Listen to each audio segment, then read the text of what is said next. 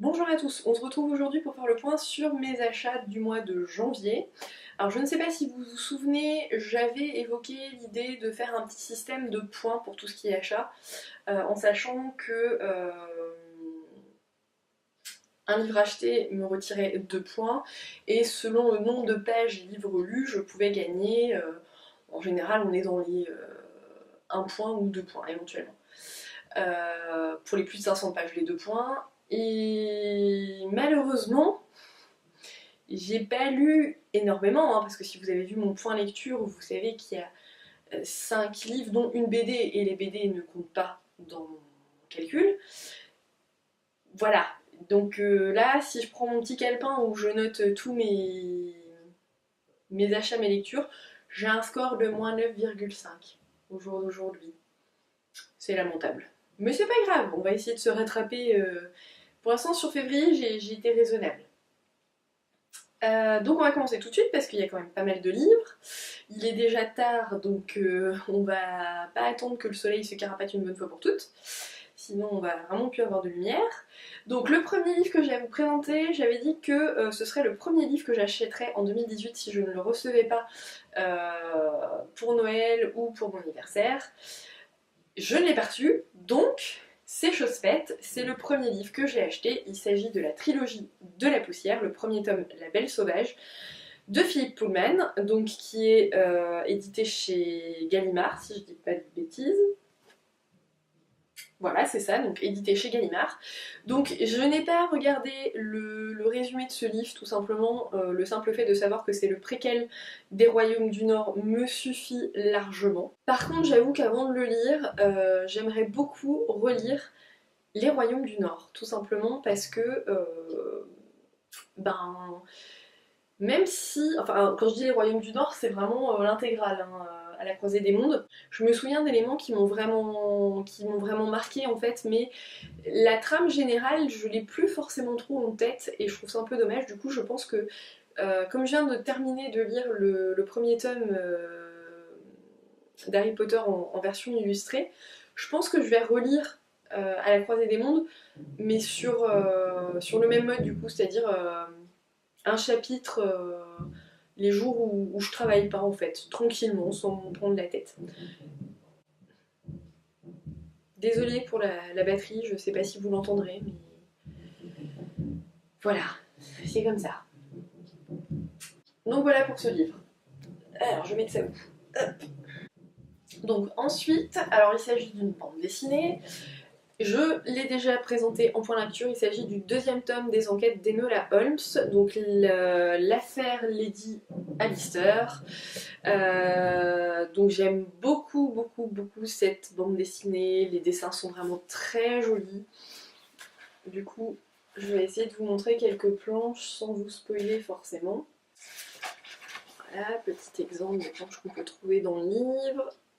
Hop là. Voilà, donc les couleurs sont très jolies, j'aime beaucoup les dessins et j'aime beaucoup l'histoire. Voilà, donc vous pouvez voir mon avis sur le point lecture de janvier, hein, de cette enquête où Enola ouvre un cabinet d'enquêteurs privés, bien évidemment en cachant son identité. Deuxième bande dessinée que j'ai achetée, il s'agit du quatrième tome des Carnets de cerises, donc La déesse sans visage. Donc c'est publié aux éditions Soleil dans la collection Métamorphose. Là aussi, j'en sais pas plus sur l'histoire. C'est vrai que sur les bandes dessinées, j'évite de trop lire le résumé parce que je préfère me laisser porter. Puis les Carnets de cerises, c'est quand même une valeur sûre. Voilà, donc j'ai hâte de le découvrir. Je pense que je vais pas tarder à le lire d'ailleurs.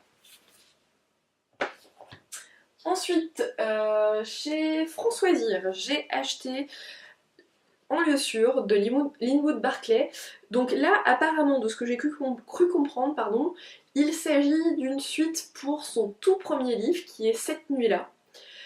C'est pas précisé sur le livre, mais a priori c'est bel et bien le cas. Donc en fait, on retrouve Cynthia qui avait vu sa famille disparaître dans le premier livre de Linwood Barclay, donc Cette nuit-là. Et là, en fait,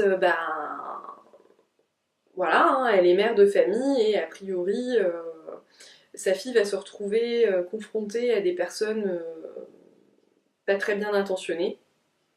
J'en sais pas beaucoup plus. On verra. C'est pas pour tout de suite parce que j'ai d'autres livres de Limou Barclay à lire, mais par contre j'espère que je me souviendrai de l'autre livre parce que ça fait très très très longtemps que je l'ai lu. Donc s'il y a trop de références, je risque peut-être d'être un peu perdue. Mais bon, on verra bien. Au pire, je retrouverai peut-être des résumés quelque part. Toujours chez Françoisir, j'ai acheté le tome 4 de la saga Rebecca King de Cassandra O'Donnell, donc ancestrale. Bon, j'ai pas lu la 4ème de couverture pour le coup, je pourrais pas vous dire de quoi il est question, puisque je n'ai lu que le premier tome, donc je vais pas aller me faire spoiler en lisant sur le 4ème tome. Donc c'est de l'urban fantasy, hein. Bon, le premier tome pour moi il cassait pas trois pattes à un canard. C'est pas un style que j'affectionne hein, à la base, mais je sais pas, sur celui-là ça me faisait plutôt envie. J'ai découvert Cassandra O'Donnell dans un style radicalement différent avec Malenfer. Je me suis dit tiens, c'est l'occasion de tester de l'urban fantasy, voir si ça me plaît. Bon, pour le premier je suis pas convaincue. Je vais lire le deuxième et 3 et 4, les tomes 3 et 4 que j'ai également du coup dans ma palle. Là je continue à les acheter même si j'ai pas lu les précédents parce que comme c'est du Françoisir, je veux pas que ça dénote après dans ma bibliothèque parce que si on a plus chez Françoisir, je vais être obligée. Alors je crois que c'est chez J'ai lu, je crois qu'ils sont édités. Après si ça se trouve, c'est les mêmes couves, hein, je sais pas mais... Alors la couverture je sais que c'est la même, par contre la tronche, je ne sais pas. Ensuite, j'ai acheté donc en librairie, donc c'est les éditions Brajlon, Le Ferry de Matt... ça brille. Le Ferry donc de Matt Strandberg. Donc il s'agit d'un thriller, donc a priori c'est un huis clos qui se passe, vous l'aurez compris au titre, sur un ferry. Donc vu la couverture, je pense que ça va être assez sanglant, logiquement. Voilà, j'ai assez hâte de le découvrir. Ensuite, j'ai acheté de nouveau chez Françoisir, Je te vois de Claire McIntosh.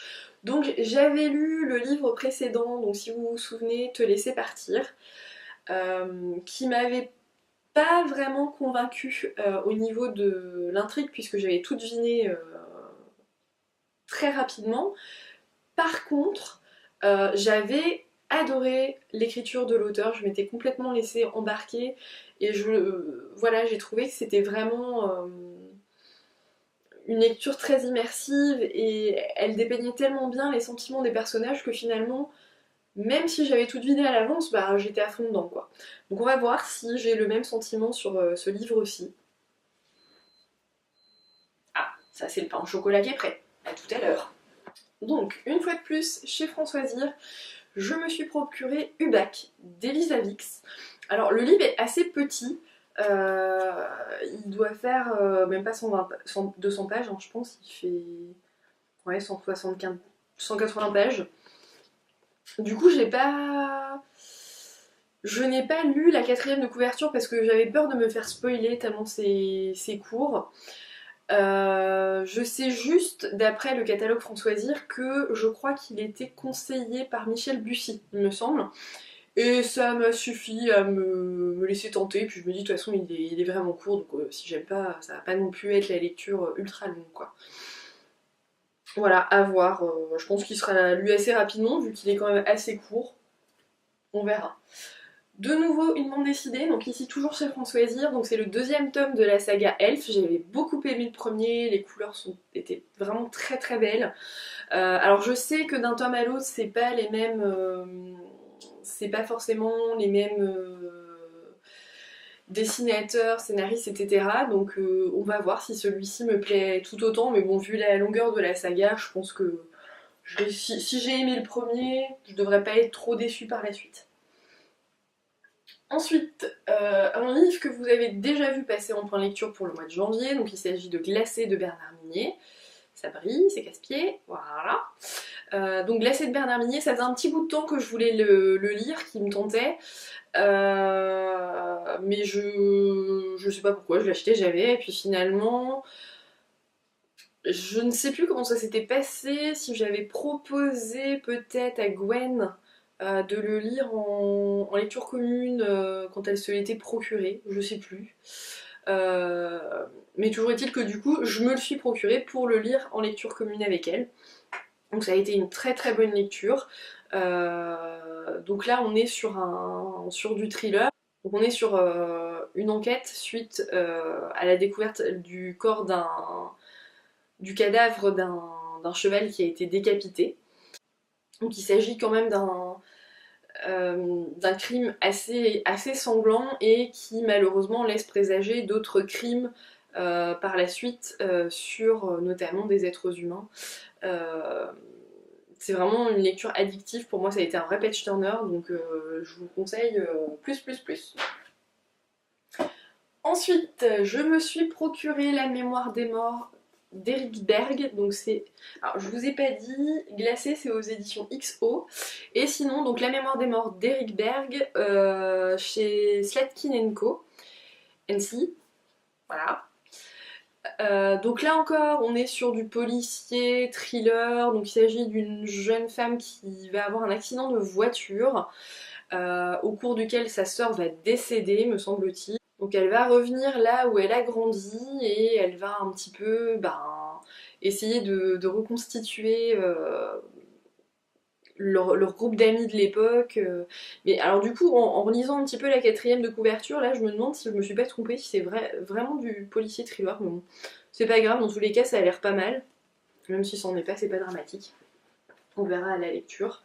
Après c'est pareil, hein, il est pas très très long. Ouais, il fait 380 pages. On verra. Donc lui normalement je dois le lire ce mois-ci. Normalement. Et enfin, le dernier livre que je me suis procuré, il s'agit du premier tome du Protectorat de l'Ombrelle, donc Sans âme, de Gail Carriger.